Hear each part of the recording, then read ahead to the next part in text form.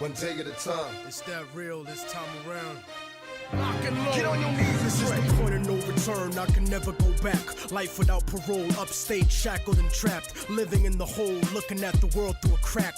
That I'd rather shoot it out and get clapped. I've gone too far, there ain't no coming back for me. Auschwitz gas chamber full of Zyklon B. Welcome to Orwellian Optics, the podcast that clarifies modern finance through a macro lens. Brought to you by Alio Capital. We're here to break down how macroeconomics, policy, and political power impact your personal finances and your family's future. Experts agree geopolitics is the biggest risk to your portfolio. We're on a mission to cut through the noise, challenge conventional wisdom of investing, and arm you with the insights you need to stay ahead of the game. Together, let's dissect these critical topics and reclaim control of your freedom and financial future. Welcome, folks, to another episode of Orwellian Optics, a podcast by Alio Capital. I'm your co-host, Chief Executive Officer Joseph Gradante. I'm here with my co-host. First up, Chief Investment Officer AJ. What's up, AJ? Hey, Joseph. Hey, Tyler. Glad to join you here for another episode. Looking forward to talking to markets this week, and we got a couple cool things on deck for our listeners, so really looking forward to it. Yeah, good to see you guys again. It's been a busy week the last week, lots to talk about, so look forward to diving into it. Yeah, I think it makes sense to start off with the Scott Bessent interview. It was done by NBC, so no surprises there. But let's pull up a little clip here and get the reaction from the fellows. Why are all of those folks wrong and President Trump is right about his tariff policy? Well, Chris, and thanks for having me here. And look, what I am not going to say that went on for a long time under the Biden administration and for a lot of the media, and I'm not going to point fingers, but they used to say it was a vibe session and the American people don't know what they talk about. And Donald Trump, his administration, myself, all believe that the American people know what they're feeling, and that we believe that our policies will change that. Clearly, they are traumatized from what's happened with this affordability crisis that was brought on by the previous administration. They want relief. We've been in for 8 weeks. We are putting the policies in place that will make the affordability crisis go down, inflation moderate, and that as we set the sails, I am confident that the American people will come our way, even if some of the media narrative doesn't. Well, and just to be clear, I mean, these are polls that are taken 2 months into President Trump's presidency. But let's talk about what happened in the stock market this week. Worst week for the market in 2 years. Does that worry you, Mr. Secretary? Not at all. I've been in the investment business for 35 years, and I can tell you that corrections are healthy. They're normal. What's not healthy is straight up that you get these euphoric markets. That's how you get a financial crisis. It would have been much healthier if someone had put the brakes on in 06, 07. We wouldn't have had the problems in 08. So I'm not worried about the markets. Over the long term, if we put good tax policy in place, deregulation, and energy security, the markets will do great. I hear you say you're not worried about the markets, but nearly 60% of Americans are invested in the markets. That's their retirement savings. What do you say to Americans who have real concerns that their retirement savings may be in jeopardy? I say that 1 week does not the market make. As Warren Buffett says, over the short term, the market is a voting machine. Over the long term, it's a weighing machine. And again, Kristen, it would have been very easy for us to come in, run these reckless policies that have been happening before. We've got these large government deficits, 6.7% of GDP. We've never seen this. When we're not in wartime, not in recession, we are bringing those down in a responsible way. We are going to have a transition, and we are not going to have a crisis. Let me play you what some business leaders all around the country have had to say in response to President Trump's tariffs. Take a look. It would be difficult for U.S. farmers to try and get through some type of long-term trade war that affects our bottom line. Building the average house is going to cost more. I don't really understand the goal or the end play here on what's all trying to occur. Mr. Secretary, you heard that business owner say he doesn't understand the end goal of these tariffs. So help bring some clarity if you can. Are these tariffs a temporary negotiating tactic, or are they a permanent policy here to stay? Good. So, Chris, thanks for the question. And I can tell you, so April 2nd is going to be a big day. We're going to roll out the reciprocal tariffs. But what I can tell you, and I would encourage your viewers and the public and the media to follow going into April 2nd. And already now we've seen some of our most imbalanced trading partners come forward and want to drop their tariffs. So by President Trump pushing forward with a tariff plan, reciprocal tariffs, if you drop yours, we'll drop ours. We are already seeing some of the worst offenders come down. April 2nd is an important day, but I would also tell everyone to look what happens from April 2nd to, say, June 30th as the other countries come down too. And President Trump's created a win-win situation here. Either the tariff barriers come down, the U.S. can export more, trade is fairer. It's always been free, but not fair. And then or if they don't do it, we'll take in substantial revenues. So guys, AJ, Tyler, thoughts? I know I have my thoughts, but I want to let you guys go first. The piece that stuck out to me most acutely was his reference back to Warren Buffett's famous quote about the market being a voting machine in the short term and a weighing machine in the long term.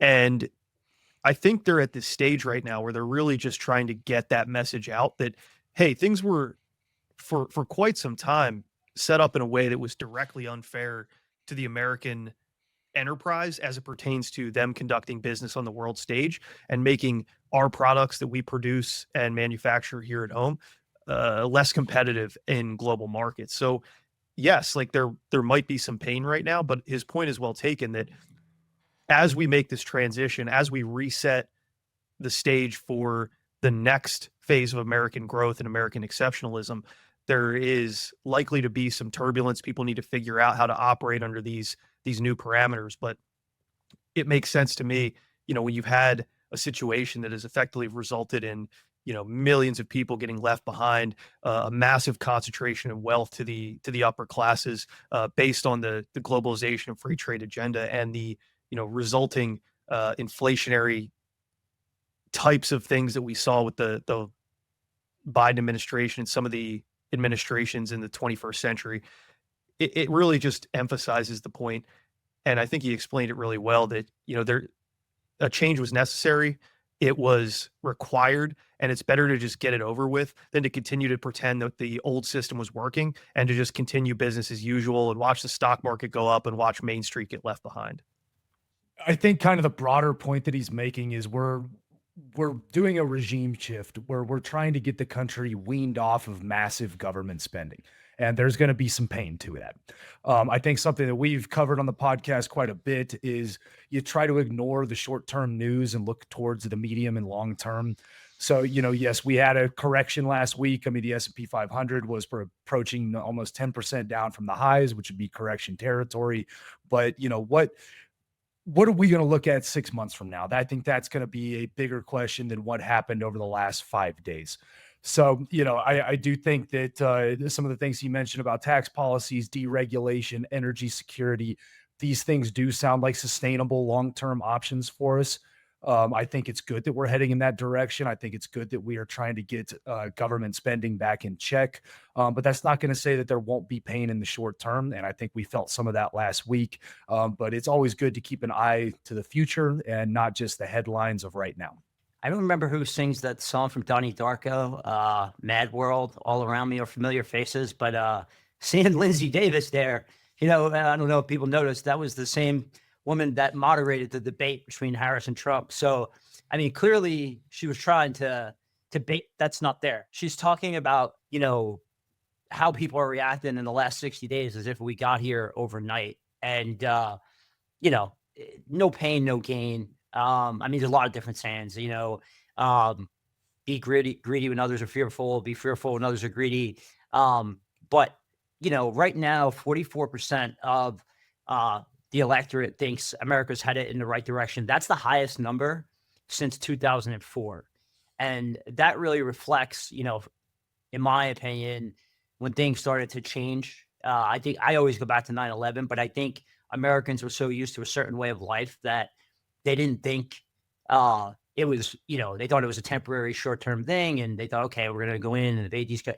And it just, the government, stopped being responsive to people, but that's when it really became apparent that things were changing for the worse.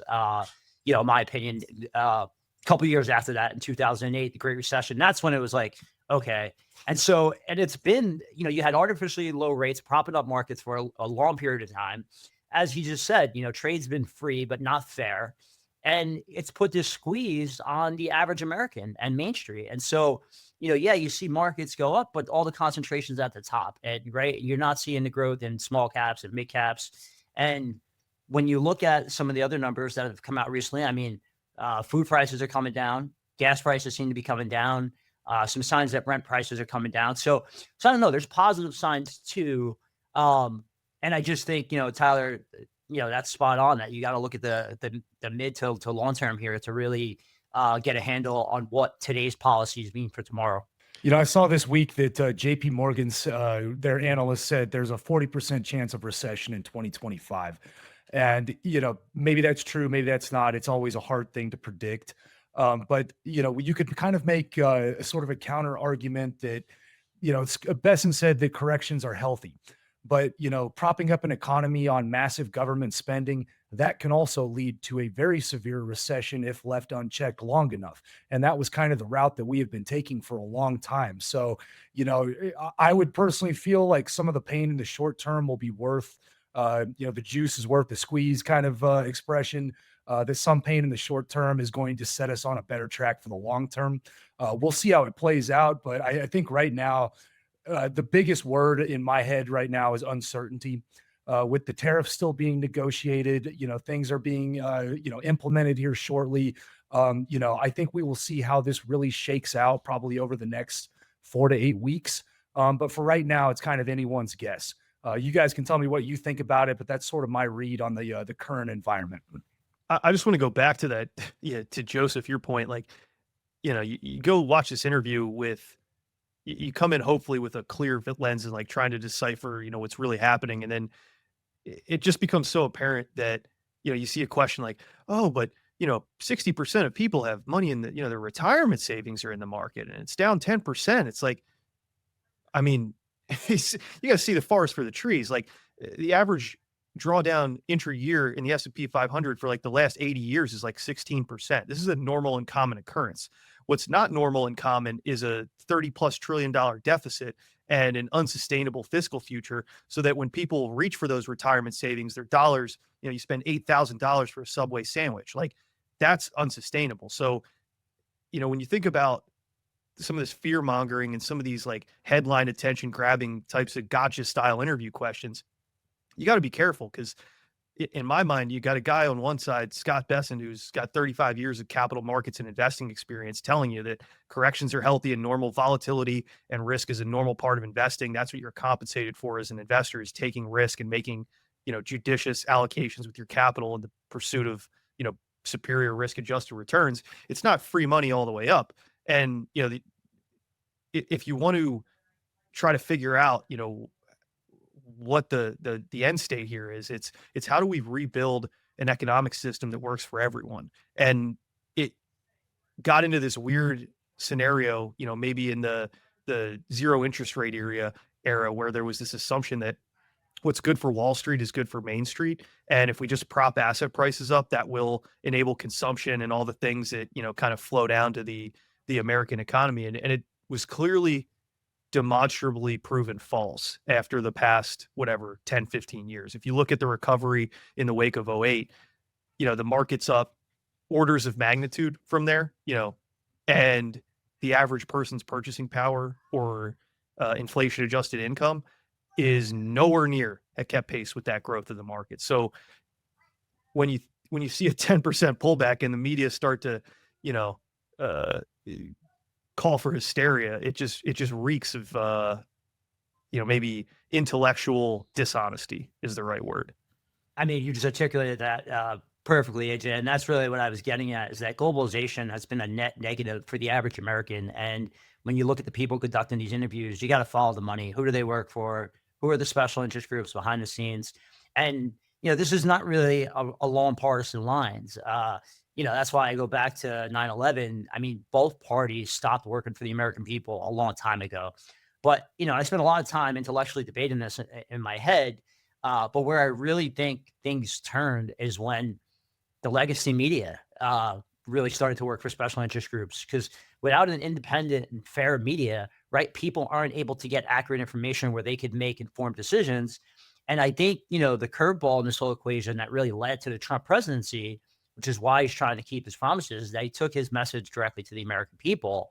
And so, to really get things right on Main Street, it's going to take some shocks to Wall Street, right? Because they've had a free lunch for a long period of time. But in the long run, that is going to be a net positive for the country overall, because like you said, it was unsustainable, and the standard of living, the quality of life has just been going down for the typical American for quite some time now. And it's constantly, let's replace the guys with the blue ties, the guys with the red ties, and the guys with the red ties with the blue ties. And, George Washington predicted this. He said, that he felt political parties would be the downfall of the country because they put the interest of the party over that of the country. And when you see one side can't stand for a 12-year-old kid who just beat cancer because they want power back, well, his predictions come into fruition, right? And so I don't really see, Trump as Republican, Democrat. I just see him as the people's president. And so he's trying to do some things that take leverage while we still have that leverage to make changes that are going to get us out of this, because the debt levels are unsustainable. The standard of living is unsustainable. And I think my last point is the other side is void of ideas. I mean, it's just more government spending. And you see all the infighting going on. They're at a 27% approval rating. And not that Republicans are much higher at 36%, but, when 44% thinks the country is moving in the right direction, that tells you that, people are supporting the president, and at least think that he's trying to do the right thing by the American people. And I don't know, Tyler, what are your thoughts on that as a libertarian? I agree with a lot of what you said. As far as him taking his message directly to the people, I think that was a winning strategy. And I do think that there's a lot of folks that feel like we're moving in the right direction now. I don't have the figure in front of me, but I think there was a survey over the last couple of weeks that it was a strikingly high number, something like 70 maybe percent of Americans feel like Doge is doing a good job. So I think there is a broad sentiment, I think, on both sides of the aisle, especially amongst moderate Democrats and more moderate Republicans, that the government is a wasteful entity, that we have become bloated. We spend too much. We're frivolous in how we spend. Our tax dollars are probably mismanaged to a large degree. And I think a lot of people are tired of that. And it doesn't matter if you're Democrat, Republican, Libertarian, Independent, we all are on board the same ship right now. And I think everybody has an interest in keeping the ship afloat. So I'm hoping that, Trump and his policies, are aimed in that direction. It seems like they are at this point. You can definitely tell his passion for putting Americans first, which I think we haven't had in a very long time. So yeah, I'm excited to see how it plays out. I do think we are heading in the right direction. That being said, I think there may be some short-term pain, especially in markets. But that short-term pain will be worthwhile if we get on a sustainable path to a better America and a better future and a better economy. Yeah, I 100% agree with that. And I think ideologies are just in general dangerous. I'm being partially facetious when I throw the libertarian thing out there, though I agree with a lot of libertarian ideology. It's a very wide spectrum.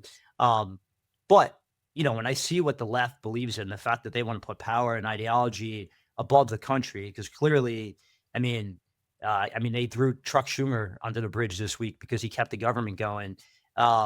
It's the fact that the other side has no alternative. They don't have any policies to put in play, and at least Trump is trying to make some changes and you're starting to see, like, to me, seeing prices come down, rent prices come down, seeing egg prices come down, and gas prices come down. That's more important than what's happened, a 10% correction in markets. And that should be the focus of the interview, in my opinion. And yet you're barely a peep about that. Well, that's kind of what we've said earlier. It's Main Street and versus Wall Street a little bit. I would definitely prefer to see corrections in markets, to see reduced prices for the everyday American. Ultimately, what's good for the goose is good for the gander. And if more Americans are doing well and they're able to afford things, that's better for everyone in the long run. Yeah, and it's just such a focus on the tariffs, like always, instead of looking at the sum total of the policy changes. I mean, energy prices, and I mean, if we're energy independent, right, that's disinflationary. If we are deregulating across the board, well, that's pro innovation, that's disinflationary. And one of the things at Alio Capital that we're really committed to is economic literacy. You hear people talk about democratizing finance and financial literacy, but if you don't understand economics, you can't understand finance. And I think the media really exploits the public's general ignorance to economics and what these policies mean and implications they have. And as long as they keep them in the dark, they can propose government as a potential salient solution. But government will never be able to solve these problems. It will only contribute to these problems getting worse and the standard of living continuing to decline. I mean, AJ, what are your thoughts on that? Driving force, and we've hit on this over and over again, that has created the massive wealth that America enjoys today is the innovation at the end of the day that creates the value that allows for the standard of living increases that we've seen. And, when you look at the market and all the fabulous, amounts of wealth that have been created in that space, there are, I think, some lessons you could say, yeah, sure. It's Wall Street as a whole, and this is maybe the argument that I'll take that's slightly controversial, is like Wall Street as a whole is necessary and is a valuable component as insofar as it greases the wheels of capitalism. It is a function that allocates capital to productive enterprise, and it finds the areas that are most productive for that capital. And it allocates risk, and it can slice and dice risk and apportion it in certain ways. But, I think people have been pointing the blame in the wrong direction in that regard, because it's very meritocratic in that way. Like it will allocate capital to the places that will generate the best returns, all else equal. And what you've seen, I think, empirically over the last 20 or 30 years is that there was a lack of available quality opportunities to allocate capital in the American industrial and economic system. So you saw this financial engineering because it was the next best alternative to truly creating value. And you see it, in the behavior of these large corporate entities. If you go back 50, 60 years to the heyday, of the American global conglomerates, the GMs and the GEs, the IBMs, like they had in-house research divisions where they were pouring money into because they actually saw a benefit to developing new and innovative technologies to continue to push their business forward. And you see the kind of same effect there as you do on Wall Street, where, everyone's just all about buybacks and dividends and returning capital to shareholders, because there was such a restrictive regulatory and such a negative environment for trade for U.S. businesses that it just became almost impractical to allocate capital to productive enterprise. And, you see some outliers with respect to Silicon Valley and some of these startups. But at the end of the day, a lot of these companies are staying private for a reason. It's a pain in the butt to go public and deal with all these regulations and all the, the DEI initiatives to get listed on the New York Stock Exchange and all this stupid stuff you hear about. And, from the perspective of a capitalist, from an employee, at a startup, like all these kind of key players along the innovation ecosystem, we need to go back to an environment where people are rewarded for taking risk and that innovators are not punished for trying to innovate. There should be as much incentive as possible to provide an entrepreneurial environment where people can take good ideas and turn them into viable businesses with abundant and relatively cheap funding from people who have the capital to deploy. And that's how the cycle of capitalism continues to build wealth over multiple cycles. So, to me, it's just a question of, can we get back to those first principles ideas of, can we lay the foundation for an economy through a combination of reduction in restrictions and regulations and hurdles, and also the correct incentive structures so that people are both not blocked from taking risk and also rewarded for taking risk. And that's, I think, the key to what you've seen from a policy perspective here is, how can we reset the playing field? How can we restructure the game so that we actually can move forward in a productive way that isn't based entirely on financial engineering? Yeah, I think perfect example of that, I'd say a byproduct of that, more so than an example. The situation this week, Elon Musk saves these two astronauts that are been stuck in space for 9 months. The Biden administration declined his assistance. So obviously Trump getting election, SpaceX is sent out there.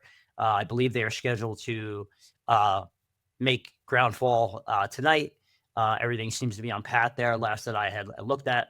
But yet you don't even really see much of this in the legacy media, right? Because Elon Musk is being so vilified. But here's this guy that's trying to take humanity into space. He's aware of climate change, and he's just an innovator and someone who clearly has no interest in working with government other than he believes in the idea of America, and he believes that our fundamental Western values are at risk, right? If the election didn't go a certain way. So he's made this commitment to trying to educate people on the Constitution and economics, but he's actually rolling up his sleeves and putting his hands to the grindstone. And like you said, Tyler, the numbers are in the high 60s, but then you got these people out there that are, throwing Molotov cocktails at Tesla dealerships, and, because they've been so radicalized by, some of these institutions that have just gone rancid. And so it's up to independent sources. And so at Alio Capital, we want to be one of those independent sources that is just giving people, economics, the raw truth on what it means, for their wallets and their futures. Because, all this DEI stuff, in my opinion, ESG, it's all meant to divide and control. It goes back to something called an Hegelian dialectic, where you have thesis, antithesis, create synthesis. And in my opinion, some of these people at the top who don't consider themselves, members of a nation state, people like George Soros, people like David Rockefeller, they're agents of chaos, right? And this chaos benefits them. And I don't even know if it's about monetary gain at this point. I think it's more about power and control. You look at people like Klaus Schwab and and Anthony Fauci. I mean, there's some stuff that just isn't right. And so, the Trump movement is a counter to these globalists and their agenda. And so, as long as it's good for the American people and it's going to benefit Main Street, sign me up. Yeah, and that speaks to the authenticity element of what you've seen, I think, play out over the last 12 to 18 months during the election cycle, with the really rise and ascension of podcasts as a digital media form where people can speak directly to their constituents, where, folks like Trump can go on Rogan and all these podcasts and really just speak to the people in a way that's not filtered through that, 30-second soundbite traditional legacy media lens. And it's really enlightening, because I think you can see definitively the spin happen in real time.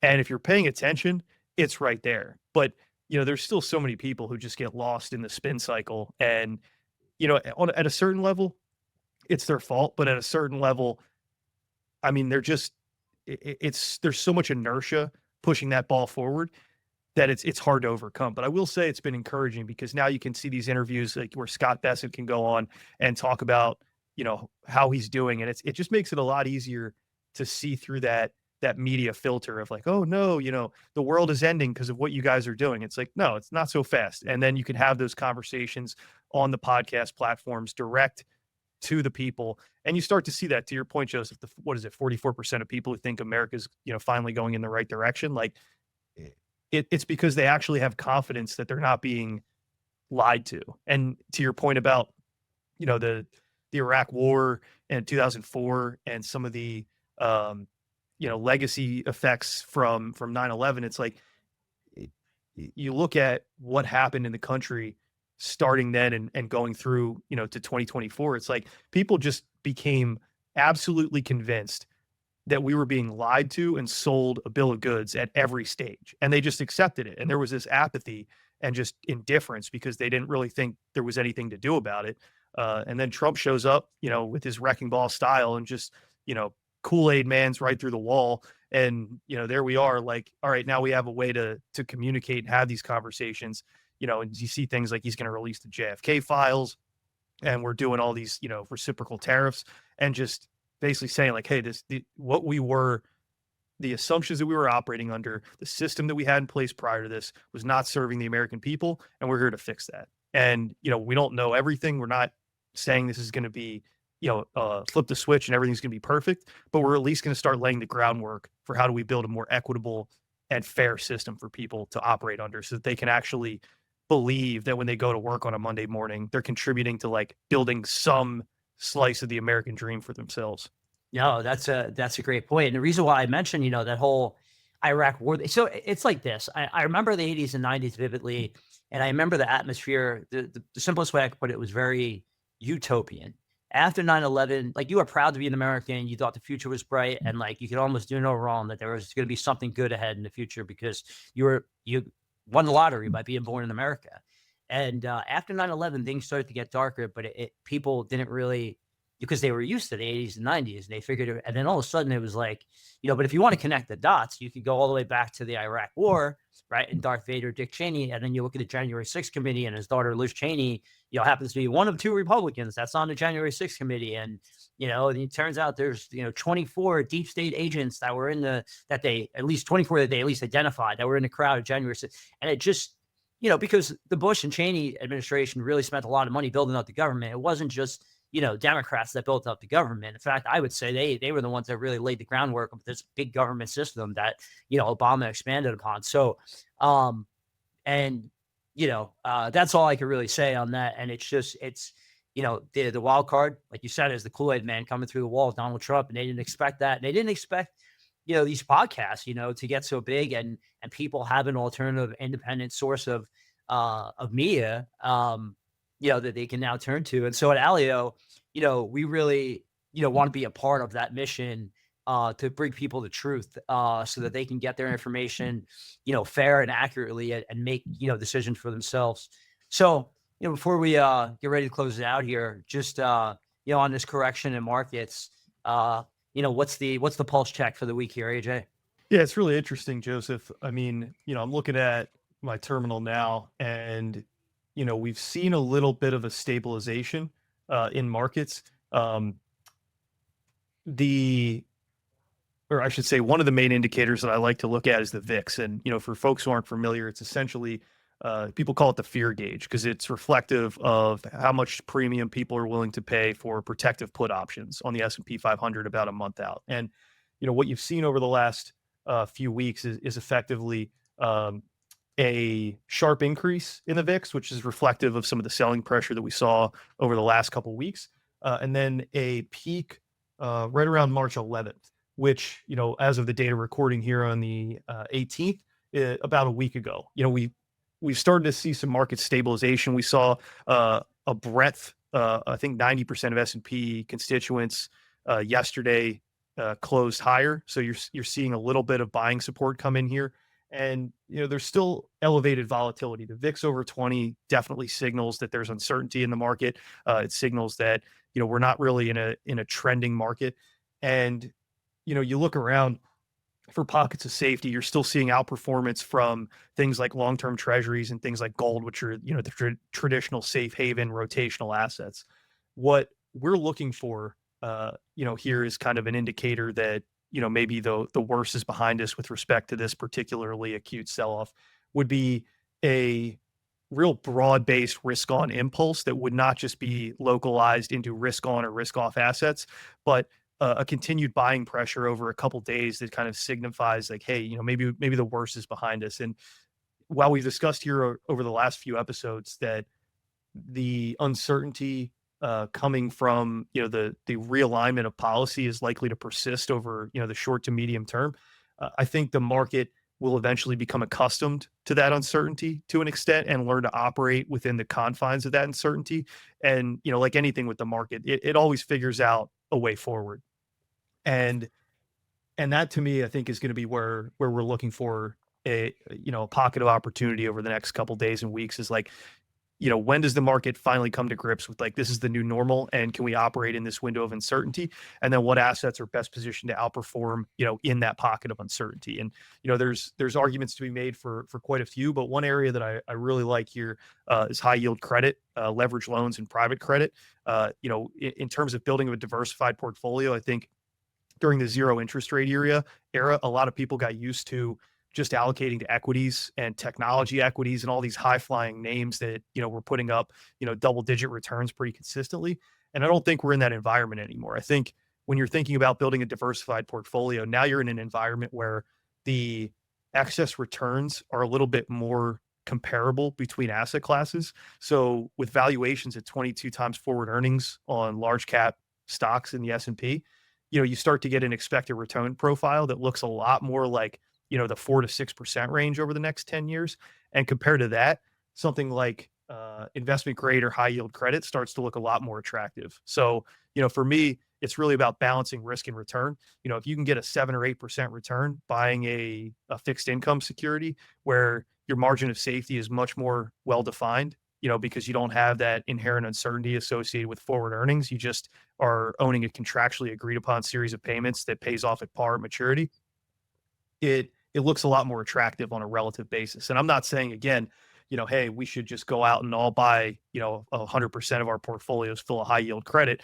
But, if you look at credit, if you look at fixed income as a piece of a diversified portfolio, diversification is the only free lunch. And if you can get comparable expected returns from multiple different asset classes that are correlated to multiple different sources of uncertainty and expectations, then that's where you get that diversification benefit that gives you that free lunch that allows you to get the same or higher levels of return with lower levels or comparable levels of risk. Is there a certain multiple that you're looking for that you think would be a time to, just curious, that you think like, will you feel safe by doing it? Safe's a strong word. I think, and to kind of illustrate this point, like, you look at Warren Buffett's massive $300 billion plus pile of cash. I think the multiple that he would answer would be like a 12 or a 14 handle. And we are so far away from that it is functionally impossible that, like, I'm not saying it's impossible we'll get there, but from a 22 handle, you gotta take a pretty big haircut to go get, a 14 handle. That's a 40% plus drawdown in the equity market. So, barring some very unexpected and aggressive recession that hits us in a way that we're not quite expecting, I don't think that's a realistic level to wait for. I think something, more in the 17 to 18 range would look particularly attractive, at least relative to where we've, been over the last 5 to 10 years. So, with that said, I'm not saying like, hey, don't go out, don't own equities. I think there's a place in the portfolio for equities. As an allocator of capital, I look for the best opportunities for risk-adjusted returns, and you can always add risk at a later date or protect, capital in different ways. But, you look at something like a high yield credit ETF where you can get a 7%, yield to maturity on these credits, and all that has to happen for you to get paid 7% over the next couple of years is that you don't get a massive wave of corporate defaults. That's a less risky proposition than saying, hey, I need to buy equities at 22 times and I need to get 7% earnings growth and I need to avoid any kind of multiple compression. Interesting. So Kathy Wood talks about this concept of a rolling recession, and she was predicting 2 to 3 rate cuts. I mean, Kathy Wood's always predicting a lot of different things, but I was just curious, with inflation coming down a bit, do you think that there's potentially going to be at least one rate cut this year, and that would be a saving grace to be a catalyst that the equity markets need? Yeah, and I think that path is still on the table. And this is what I would point to, maybe Ray Dalio's phrase. It's a beautiful deleveraging, where you get this kind of cooling of the core economic engine that allows the Federal Reserve the latitude to start to cut rates to, maybe not exacerbate some of those more aggressive inflationary impulses that we saw over the last 6 months. That's, I think, the happy path that we need to kind of look for here if we're looking for an opportunity to put risk back on the table. It's, hey, maybe we get a little bit of economic cooling. We don't see a fairly meaningful jump in unemployment, which would, be the indication that, hey, maybe a recession's here. And you still see this maybe baseline level of productivity, expansion, consumption, and investment that allows the economic engine to keep on just making small incremental progress, even amidst this uncertainty. But it gives the Fed enough leeway to say, hey, we're continuing to see progress toward our 2% inflation goal.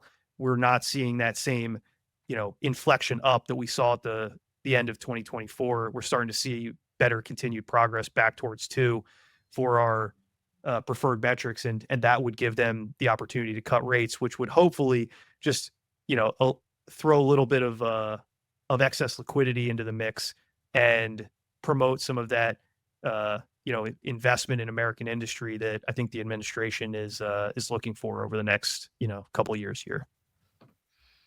Yeah, I think that's great. I think that's a great summation. I think when you add it all up, there's a lot of focus. There's a lot of negativity towards Trump with these tariffs, which are really mostly reciprocal. But when you look at the effect of energy prices going down, being disinflationary, deregulation being pro-innovation, and then obviously the tax cuts, we don't really have any visibility into what they're going to look like, but especially if they're creating certain incentives to produce in America, and then potentially inflation coming down enough for a rate cut. Those are all positive signs for the economy that's moving in the right direction. So I think when you look at the medium to long term, things are right where they need to be right now, and more will be revealed. So with that, folks, this has been another episode of Orwellian Optics by Alio Capital. Don't forget to go to aliocapital.com and join the beta list. Join us in this macro revolution powered by our AI optimized portfolios. Don't forget to click like, subscribe below. Peace, love. See you next time. That's a wrap for today's episode of Orwellian Optics by Alio Capital. Links to any resources mentioned in today's episode can be found in the show notes. If you enjoyed the show, please leave a 5-star rating and subscribe so you don't miss out on any episodes going forward. Thanks for listening. This episode has been brought to you by Alio Capital. Get empowered to confidently grow your wealth while strategically managing geopolitical, monetary, and fiscal policy risks. Here at Alio, we combine professional macro investment strategies, personalized portfolio solutions, institutional-grade data, and comprehensive wealth tracking into the only AI-powered financial investment app to help you achieve your financial goals independently. Be free, think macro, invest smarter. For more information, download the app now or visit us at aliocapital.com.